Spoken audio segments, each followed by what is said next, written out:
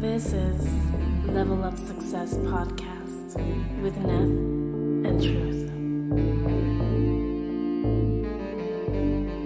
How you doing, everybody? This is the Level Up Success Podcast. and welcome to another episode where we're going to be bringing more knowledge and power to our listener. So tell me now, how we going to start this show? Hey, what's up, my people? So yeah, man. So like I say, every time that we are in the podcast, we're here to level up the mindset. Okay, so success means leveling up the mindset. Okay, guys. So today I got the gentleman here who's gonna talk a bit about himself. Why don't you introduce yourself? Hello, my name is Louis. I am a teacher. I am an entrepreneur, and I am ready to take on this podcast first time. Awesome. Why don't you talk a little bit about your background? Where were you born? Where were you raised? Okay, so I was born here in the Bronx, Jacoby Hospital to be exact. But my parents are from the Dominican Republic. In terms of being raised, I was raised actually part-time here in New York, but also in the Dominican Republic. I kept living between both places. Between the different school years, I did part of my elementary in here. Most of it I did over there in DR, overseas. I came back here to the States. I was about, I don't want to say in 6th grade, knowing no English, having to learn again. So but it was a great experience. I got to learn and assimilate to the culture here of the States, but also the one in DR, which was great. It gave me a different perspective on life and different views. I think you have a great accent, bro. Like for somebody, I would imagine that you were born here. Oh, thank you. It's sometimes it'll change depending on the situation and how stress and all these different factors. But yes. Okay, awesome. So what is it that you're currently doing? So I'm currently, my full-time job is I work for the Department of Education, also known as DOE. I'm a teacher, first-year teacher. I just started in September, and we're heading to the end of the school year now. So within that role of a teacher, there's multiple things. Specifically, I'm a teacher for physical education, or PE. Okay. Some people know it as gym. But it's the gym teacher, right? just to clarify that it's the subject that I teach. It's not my. It's the place in which I teach. It's not the subject that I teach. But yes, so within the school, I work as a physical education teacher at an elementary school. So I teach every grade level from pre-K, 3K, pre-K, kindergarten, first, second, third. Fourth and fifth, so it's 8 different grade levels. But yes. Okay. When you're teaching, like, is there at the point of teaching, is there different education levels teaching that you're teaching together, or do you teach? Like, let's say for instance, you're teaching 3rd graders in one period and then 4th graders in one period, or yeah. Yes, great question. So yes, so the way it works is I get assigned a schedule of the week, and for every period that I teach, I'm teaching a different either grade level or class. Okay. So for example, let's say on Monday, I can teach like a pre-K class, and then I could teach a 3rd grade class, and then a 5th grade class, depending on the period. So it switches up. But essentially, by the end of the week, I teach the whole school. Okay. I asked that for a reason, right? So when I used to be in my case in junior high school, they used to have 6th graders and they used to have 8th graders, and they would have us playing dodgeball. Well, man, 6th grade against 8? Yes. Oh. Yo, like I will be hiding in the back. They used to abuse us. Yo, like they were already starting to the smirks. Like, yeah, we're about to get these kids. So that's why I asked the question. You know what I used to do? I used to hide in the back. Like, every time we play dodgeball, let me stay in the back because there's no way to catch that boy. And that's part of the reason why we don't longer do dodgeball in DOA. Okay, awesome. I mean, which comes to my next question. So, what activities do you guys do now? Okay, so the dodgeball was one that was banned because apparently there was a lot of concussion, people getting hit in the head. I'm sorry. I saw what you have. I mean, it's just memories back in the but, day. yo, dude, it was bad, man. You just get hurt. Like, wow. Yeah, yo, nah, man. I mean, I do remember this. I did get excited when I was the 8th grader. Payback, right? It's my turn now. It's payback, freshmen. Do a payback though. Oh man, nah, but hey, I mean, it was fun times, but hey, you know that's just That's our memories. yeah, man. Those are memories, and thank God those are memories. We don't have that anymore, or at least I want to say that. I hope not. But yes, in terms of like what do I teach, it depends. So just like a regular classroom teacher or classroom teacher has units and things that they go over, I would do the same. For example, when we start the school year, it'd be more like making sure that they as the students understand what is expected of them, the routines, setting the routines. Having then transitioning into different activities that are going to be used throughout the school year, and then going into actually full-fledged units, whether that be sports based, so I can go over the skills that they need in each sport.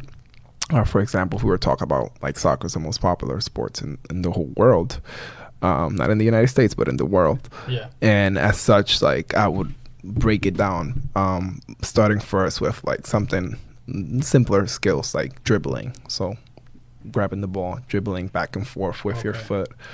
Then you would move in, transition into something like passing, right? Which is like you having a partner working with somebody else. That's already more difficult versus you yourself dribbling.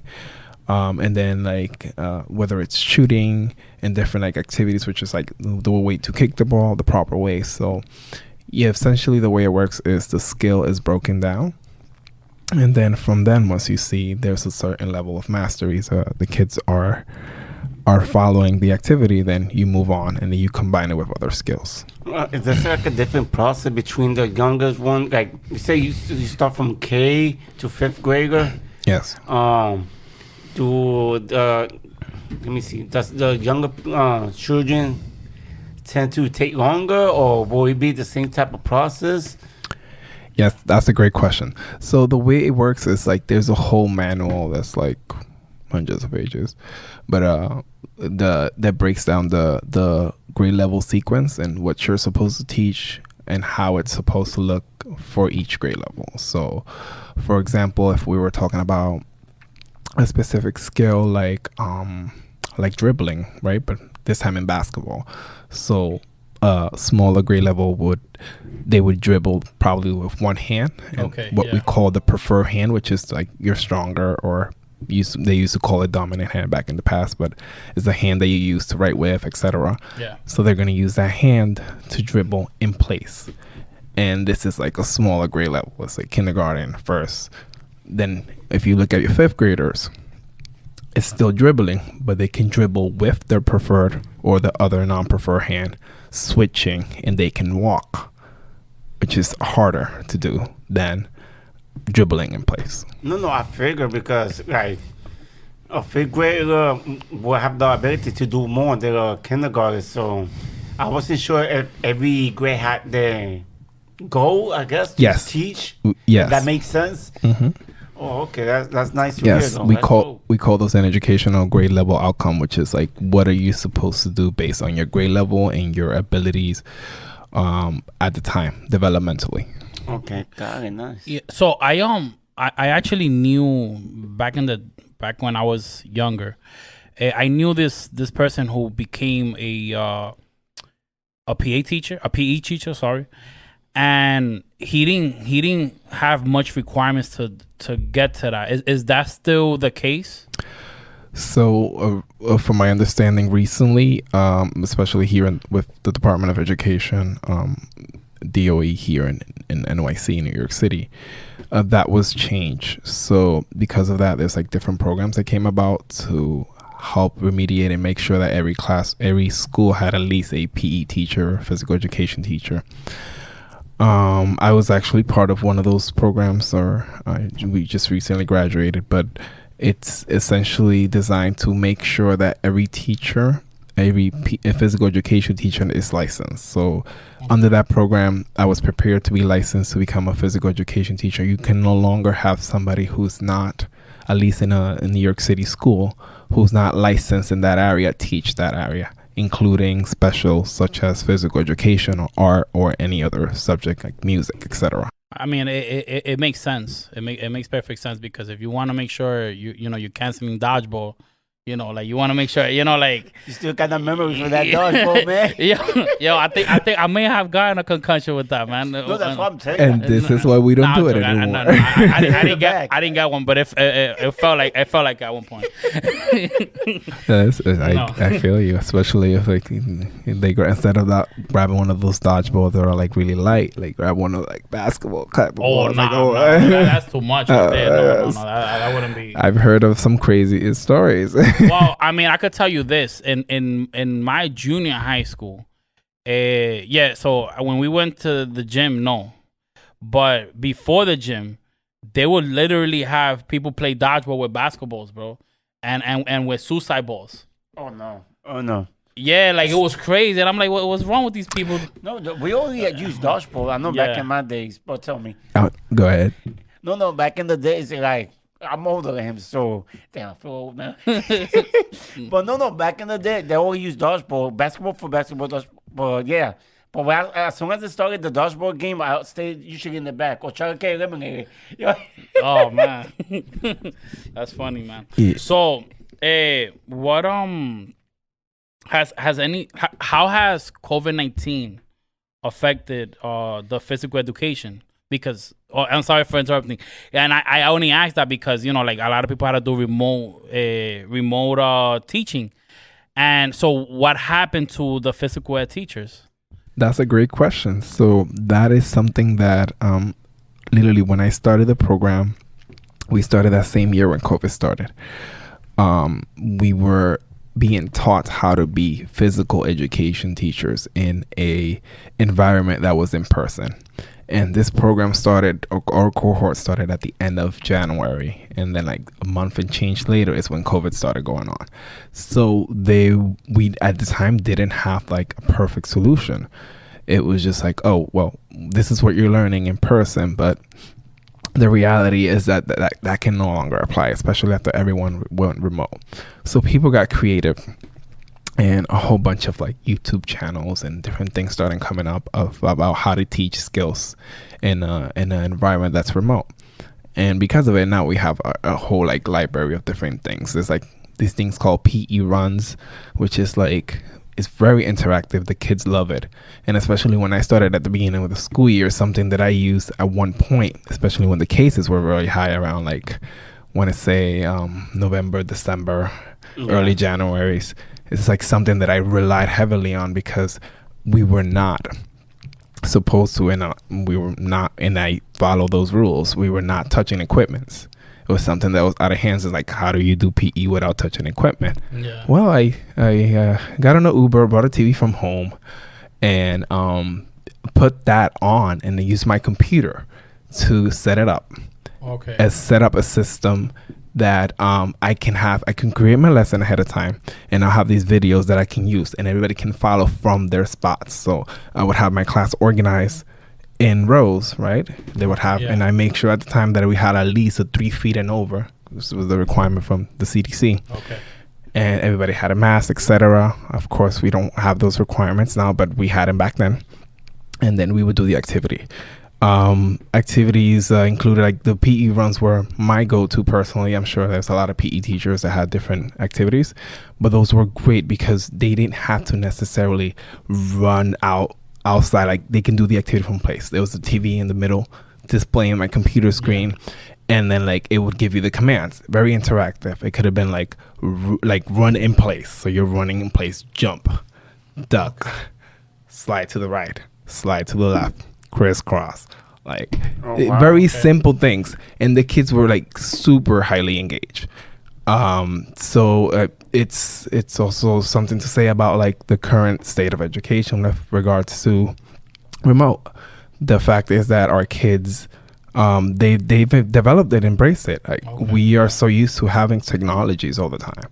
So for better or worse, the reality is that this is what happened in many classrooms, and it's something that worked. That's awesome, man. I mean, it's awesome. You got. I mean, you had to adapt, right? So my being that, I mean, damn, it's very challenging now. What you had to go through, right? So I mean, I'm imagining that if now you have to get a license for it, I mean, the salary has to be higher, right? In terms of salary for a physical education teacher, we get paid just like a regular class or any teacher in the building. Yeah, no. What I mean to say is comparing to before, where you didn't need to get a license. I would not have that information at hands, but I'm gonna take a guess and say yes. Yeah. No, we're gonna look that up. Yeah, we make sure I think that program. If on our YouTube channel, I usually put it on. Yeah. No, that's definitely good to know. But it would make sense because I have a license now, just like a teacher does in any other subject area. You would think that the pay would be because from my understanding, they did get paid less. PE teachers got paid less in my time. Yeah, you know, because like I said, I knew a friend of mine that he did that. All right, so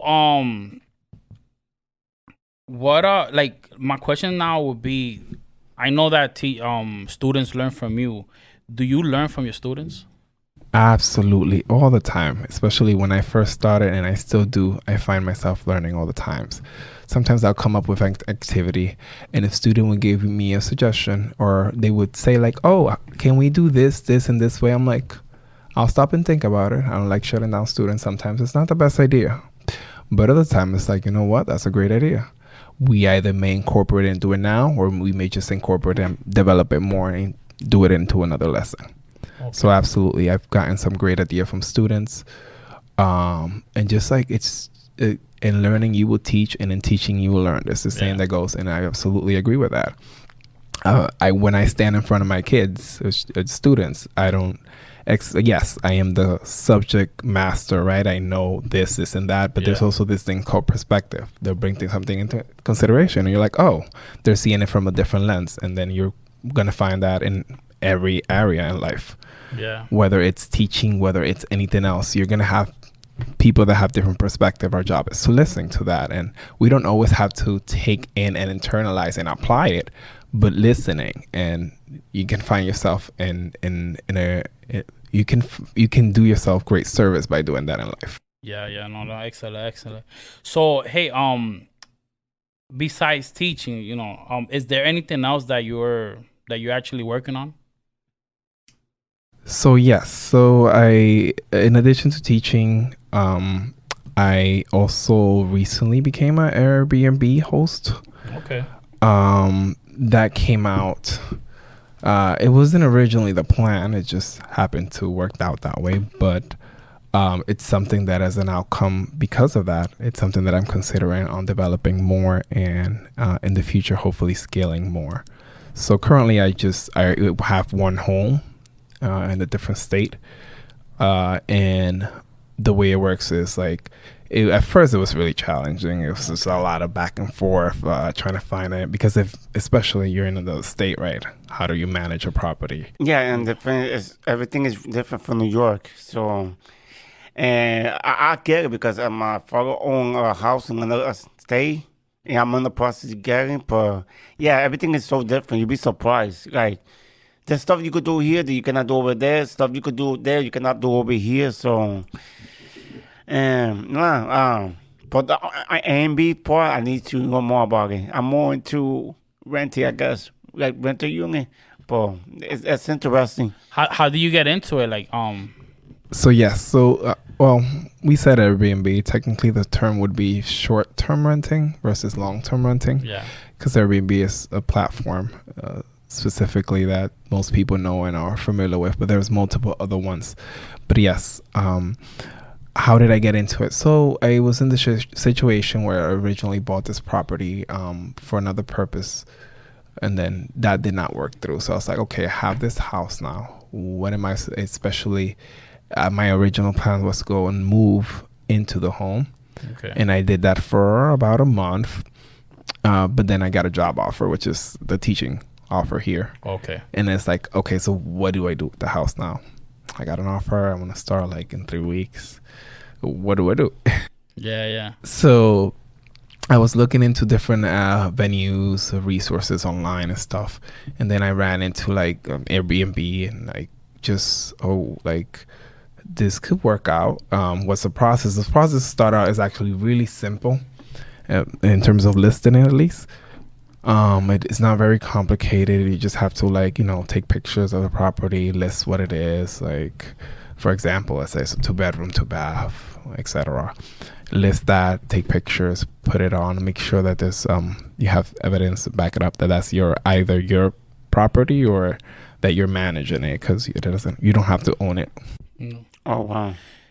It's funny. It's funny how that works, right? Because you wasn't even thinking about putting it into B&B, but you got caught in a situation. You basically did what you did for your purpose, and now you had to find a solution, and you found it within the Airbnb. So that's pretty dope in my opinion. Yes, You know it what I mean? is. And do you feel that you wanna like proceed in that, or like what do you think the outcome of that was for you? Yes, absolutely.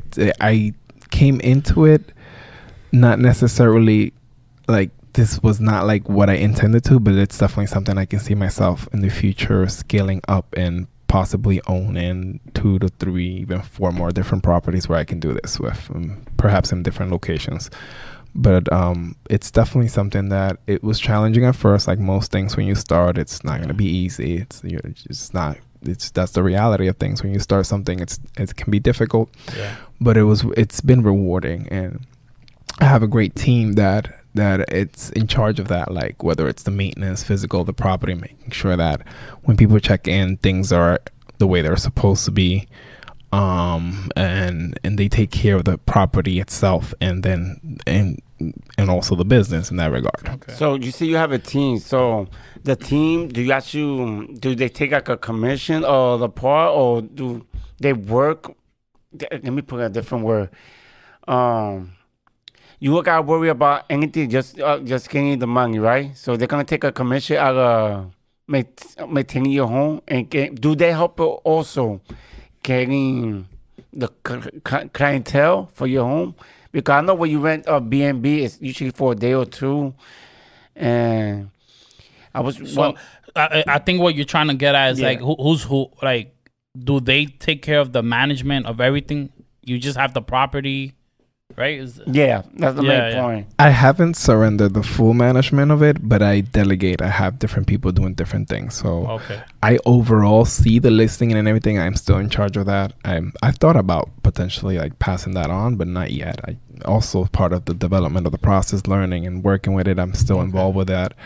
Once I feel comfortable, that I can do that and not have to worry about it, then I can proceed that way. But what I do is I have very specific people doing specific tasks. For example, I have a pool, so I have a person in charge of the pool. There's a person in charge of making sure that the cleaning of the property every time somebody checks in, it's done correctly. I have somebody in charge of like maintenance in general. If like, let's say something messes up, or a door or something, a locksmith also, because I have one of those electronic locks. Yeah. And it's a blessing, but sometimes it's technology. Yeah. No, I thought you were using like a company. So you just hiring different people to do different Yes, parts. different people doing different parts. Okay, Yes. because I know that I think the property manager be doing that. It's like a company that be doing stuff like that. They take a certain commission and they handle everything. So I thought you was talking about that first. Okay. But- it wasn't the case, right? In this case, Yeah. No. So what I have, instead of paying somebody like a commission or a percentage, I pay them for the specific role, like at the rate that we agreed to. No, that's fine. Yeah, so you doing at least you on top of everything. You know what's going on. That's a good thing about that process. Yes. Okay. Oh wow. No, that's pretty dope, man. So, you seem like you're a person who has purpose, right? I mean, from the segment that I hear, it's like you have basically planned out what it is that you want to do for yourself. Obviously, you're gonna go through obstacles while you're learning, but you're in the process of learning, and actually you're in a path. Am I correct with that assessment? So yes, it's a path. I wouldn't say I've learned from an earlier age, Neville, to like always like it has to be a certain way though. There's a path, there's a vision, there's a goal. I've learned that the way of getting around to your goal doesn't have to be in a specific way. Yeah. If you built yourself that way, you're gonna go through a lot of hardships. And I learned that very early on. Okay. Like I've had goal X, Y, and Z, and then like it had to be done though in this specific way, and it didn't work that way. And then what happened? Well, this didn't work this way. I'm going to deviate from that goal. So what I see is like I have a purpose, I have a goal, I have a vision of what I want to accomplish, where I want to be. For example, let's say 10 to 15 years from now, I would like the option, or at least 10 years from now, let's say, I would like the option to not have to, right? I don't have to be retired, but I'll be having enough income and sources where if I wanted to, I can. So that is a goal. There's many ways of going about that, like whether it be through venues such as Airbnb, whether it be investment, and whether it be like stocks, etc. There's many ways that you can go about, or long-term rental, right? Not just short-term rental. Yeah. There's many ways that you can invest and get to your goal. So I don't necessarily have to have it up to like a T, like just planned out that way, but that is the goal. So anything that helps and propels me to that goal, I make sure that I'm following and I'm going down that path. Okay. So now there's one thing that I kind of like to do, and I know that you kind of answered your question about your goals, but I kind of like do this section to kind of get people to be accountable for the goals that they wanna meet, right? So my first question is, for the next year, do you have a goal in mind? What will be your goal at the end of this year that you would like to accomplish? So actually, when the year last year ended, I had 2 goals that I like talked about, put it up in the air. There's multiple other goals I have not talked about with individuals, but those 2 goals were like I wanted to finish the master degrees that I was doing, which I just wrapped up and finished in May, and I also wanted to incorporate it because I started with Airbnb, but I don't want to say it's not official, but it is. But it's I want to take it a step further, like making it into like an LLC or corporation. In which an S corp, in which I can like just scale it more, but also manage other properties. Like I probably not at liberty to talk about that yet. But the point is that I don't want to just make it into something that's here, like within the United States, also potentially internationally. Having that venue open up, which I'm hopefully going to work on that this summer. Okay. The goal is there. I don't want to talk too much about it because when you talk about your plans, sometimes. You don't have to run into specifics. Yeah, and you're doing it by step because I know people that have their goal and they jump a couple of steps. I can see it right now that you're doing it by steps, so you already have everything planned out. That's the best way to achieve your goal, by doing it by step. Yes. Yeah, exactly. So, my last question, I guess, would be, I know you talked about 15 years from now. Like, do you have a vision for yourself in the next 20 years? I mean, at this point, I imagine you want to be retired. And 20 years from now, I could be. That would be an option. But they always say like, if you truly love and like what you do, like it wouldn't feel like work. So maybe, who knows? I could have the actual action of being retired. I just want to have the choice and know that if I wanted to at any moment, I can. But I like what I do so much that I don't have to. Or that's an awesome answer. I mean, we and that's what me and Truth we talked about as far as this podcast. I mean, because we did talk. He wants to retire like in 10 years, and I'm like, well, if we're doing this and this is something that we love, we could still do this and have the option to retire. Yeah, you know what I mean. But and that's what we really want in reality. Yeah, like I was saying, a lot of people got the mindset to retire 65, just work. Then they just working just to work, and they retire 65. But like you said, if you want to have the option, maybe 10 or 15 years, or if it could be sooner, even better, have the option there. If you want to retire right now, you could do it and still enjoy what you want to do. Yes, and then to also further answer the question, where do I see myself? Hopefully, by then I would have something more involving all of my passions. So I'm very passionate about health, fitness, but also education.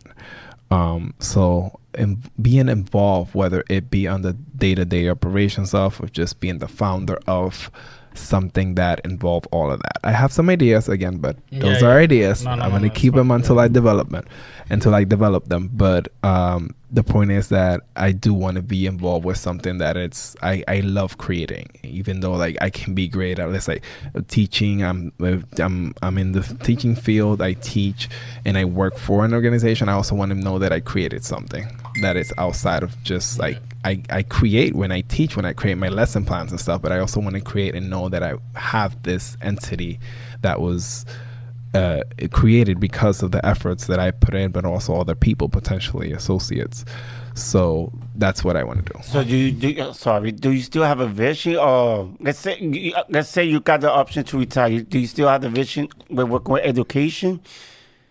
You see, yes, education will always be ingrained in me. It's like something that I've very grateful for the opportunity, and it's something that I believe is strongly, whether like in different venues or different capacities, it's something that it's needed. It's something that right now the field of education is going through a lot. There's a lot of things going. I don't want to get into the details, but we all see the news, we've heard. Yeah. But the point is that hopefully I can also be part of that reform to change that needs to happen, so that things can change. There should, above all, education. I know I've heard and and have a lot of people talk about how education, although very important, we want to address other things. We want to address safety. We want to address these things, make sure that people feel safe where they are. Yes. Without getting, again, much into the details, because I'm not trying to do that. But yes. Yeah. So my question to you is, I mean, we all understand that education is very important. We get that. Why is it so important to you? Like, did you go through an obstacle? Did you see something that you was just like, you know what, this is the field I wanna get into? So yes, education is very dear to me because it allowed me that opportunity. It allowed me the opportunity to become more than what I expected I could. It allowed me, like, initially growing up, the reality is that I come from a single parent household. What a lot of people call low socioeconomic status, kid who was originally from the projects, etc. All these things that necessarily, there's like so many statistics that speak about like how that goes against, like, oh, you're not even supposed to make it past high school. You're not even supposed to. There's like a 66% chance that this and that. There's a 95% chance you won't even graduate from college. And I've done all of that. I high school, college. I mean, has it been easy? Like, there's been struggle along the way, of course, but like, you just kind of have to want it and find the way. Because I didn't. I never had anybody, like, I never had specific individuals or like people, sometimes like mentors, etc. Like, I've had to develop this. I've had to find the way, the resource. I'm very grateful for also living in the age that we live with the internet. Yes. It has been a great help. But just like scaling through the system, again, high school, college, master number 1, master number 2. The point is that it's something that it's very dear to me. I've been involved with it. I've just recently stopped being a student, and who knows, maybe I'll be one in the future again. But you never stop being a student in life, of course, which is important, which is like the point that I want to bring home. Whether it's a formal education, it doesn't have to be. You don't have to follow the same path that I did, right? You are very welcome to do your own path and encouraged to, but making sure that education is important. It doesn't have to be just formal. You just have to find the resource. You have to find a way to get to where you need, and for you to do that, you have to become educated in that specific area. Yeah. All right, awesome, man. I just want to take this time to actually congratulate you, man, because I know that I know it was tough for you to get all these accolades and to graduate, man. I know it was tough because I remember seeing you struggling, man, and you know, and I know that it must have been uplifting to actually get to the finish line. It is. Right? It seemed like it took a while, but it's part of the process, right? Yeah. I mean, he's right because that's like you said. That's too many people actually finishing college or getting a degree. So yeah, and most importantly, he has like a drive, because that's one thing. Like, people graduate and they don't have no purpose. It's like they just graduate. What now? And they don't like have the mindset to where to go next, and then they end up working for Starbucks, and now you have a huge debt. You know what I mean? You have to be smart. Yeah. No, yeah, because I got my social degree. I spent like 3 years working in retail, so I understand that part. And part of it was also it was my fault because I didn't know where to go after that. But once I found a job within the field that I studied, I was doing pretty real good. I mean, it was a struggle at first because I wasn't making. It's funny, since you have experience, they pay you the minimum, so that's the thing. It happens. But once I gained the experience, I started making good money. Let's just say I was making real good. So that's awesome. That's awesome. You gotta have the drive, like you said. I think you had the drive as soon as I got my degree. That was kind of my fault too. Yeah. So I heard you say that you didn't have any mentors back then to get you to where you are now. But as far as right now, do you have any mentors? Anybody that you follow as of right now? In terms of, I guess, what you would think like an official mentor, somebody you speak to and stuff, I don't necessarily do that or have that. What, again, just being an informed citizen, like if I'm interested in X, Y, and Z, I look up these things, right? And I find ways to find it. And whether it's like, again, YouTube, all these like different sources, like people always knock and like, oh, YouTube, funny cats, this and that, music, etc. Yes, there is that, but it's a tool, and it has a lot of an educational tool if you use it as such. Definitely is. There is so many things like during the pandemic, for example, I didn't feel comfortable from a financial literacy standpoint, so I took that opportunity like during the pandemic and the extra time that I had with certain things to educate myself more into it. And it's that took like a couple of months, but I was like, wow, like what I know now, like I wish I would have known when I was like in my early 20s versus like late 20s. It always be like that, man. It always be like that. It's like I already say that same story in another episode. Like,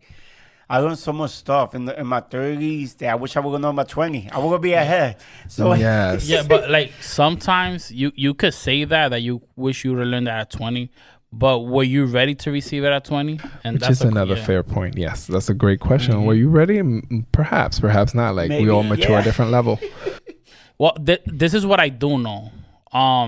If you're surrounded by a circle of people that are achieving what it is that you want to achieve, well, actually, even if you don't want to achieve it, you're ingrained in this circle and you do achieve it faster. So for instance, like if you're 20 and now you're surrounded by all these people that are looking into doing Airbnb, are looking into do educational system, and it's something that you say, I could do that. Is there's a bigger chance of you learning earlier and actually making it. So that's one of the problems that we have in this society, man. That is one of the problems that we have. That like we might have a dream, we want to do something, but then we get limited by what's in our surroundings, and this is something that we want to help stop. You know what I mean? Like little by little, one person at a time.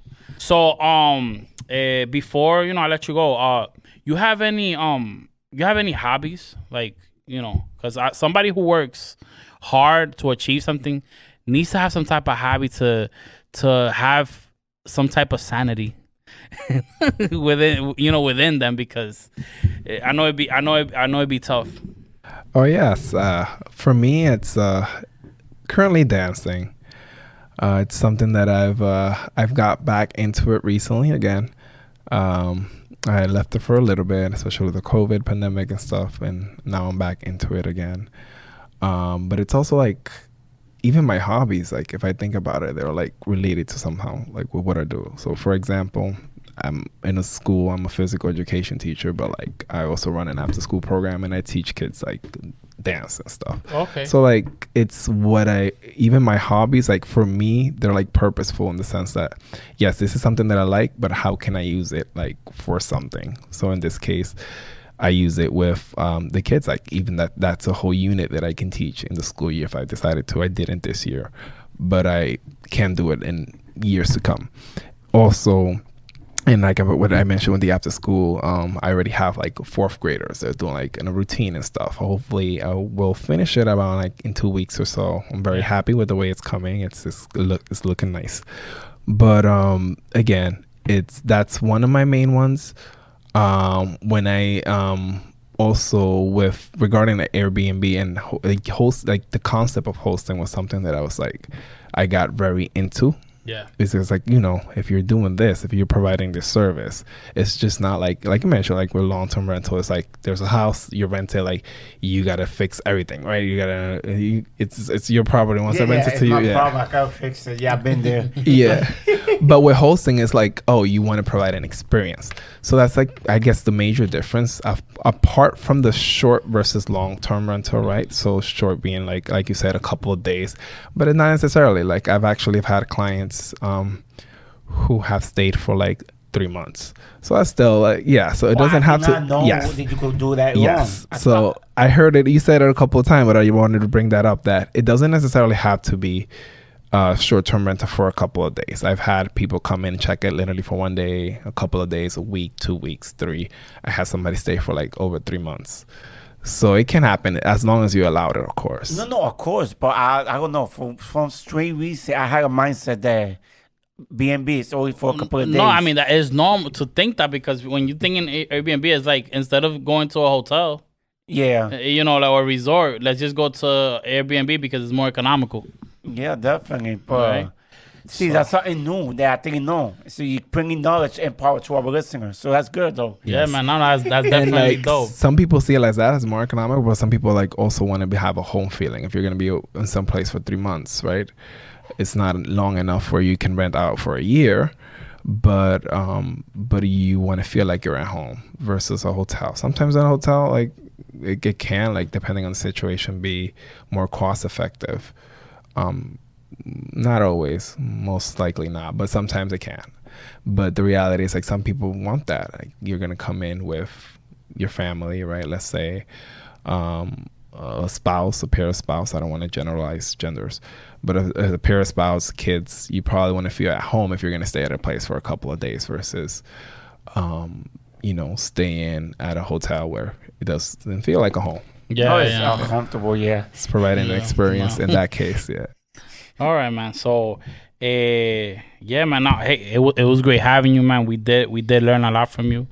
I want to thank you again for passing by and giving us some of your knowledge, man. Thank you for having me. And one last thing I wanted to bring up. I heard with the educational system, people getting into schools, getting into a whole bunch of debt. Please be smart about that. Yes, education, formal education, I agree with it, but do your research. Yeah. Don't just sign up for a program, get into a whole bunch of thousands of dollars in debt and then like not know what's going to happen afterwards.